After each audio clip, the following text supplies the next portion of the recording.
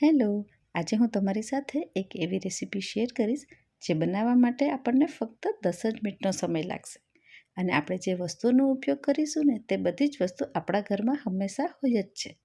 તો ચાલો બનાવવાનું શરૂ કરીએ. હું છું મમતા ભટ્ટ અને મારી ચેનલમાં તમારું ઘણું સ્વાગત છે. તો સૌથી પહેલાં આપણે એક પેનમાં લગભગ 2 ચમચા જેટલું તેલ લઈશું અને કપ પ્રમાણે જોઈએ તો 5 કપ મેં તેલ લીધું છે.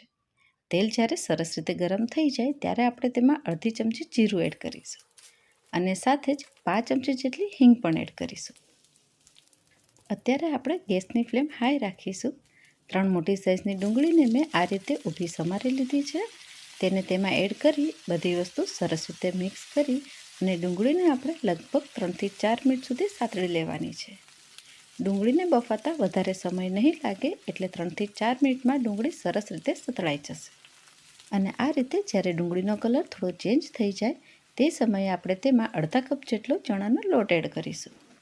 હવે ચણાના લોટને પણ ડુંગળી સાથે સરસ રીતે મિક્સ કરી લીધા પછી લગભગ 3થી 4 મિનિટ સુધી આપણે તેને શેકીશું.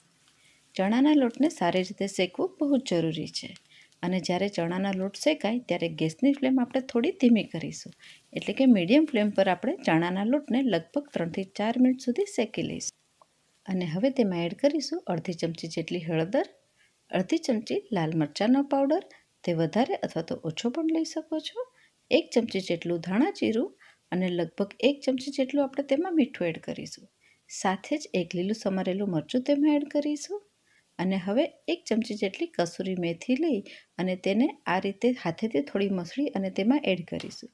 તે બિલકુલ ઓપ્શનલ છે, પરંતુ તેનાથી આ શાકનો ટેસ્ટ ઘણો જ વધારે સારો લાગશે.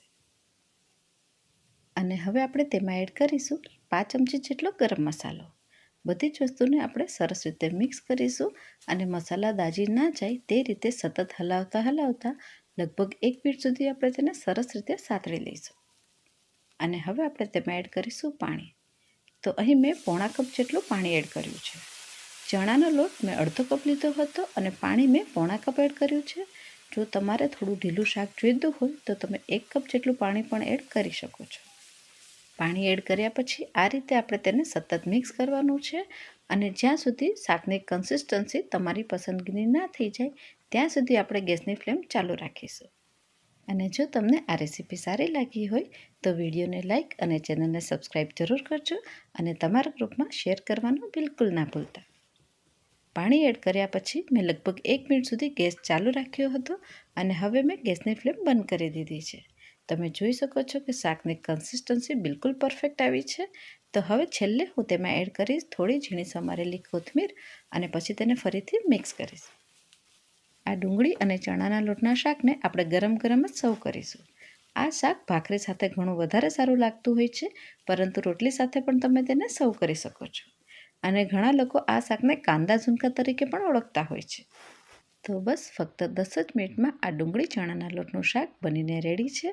તમે પણ આ રેસીપી જરૂર ટ્રાય કરજો અને તમારા અનુભવ નીચે કોમેન્ટ બોક્સમાં મારી સાથે જરૂરથી શેર કરજો. તો ફરી મળીશું એક નવી રેસીપી સાથે અને ત્યાં સુધી bye. Take care, cook tasty, stay healthy.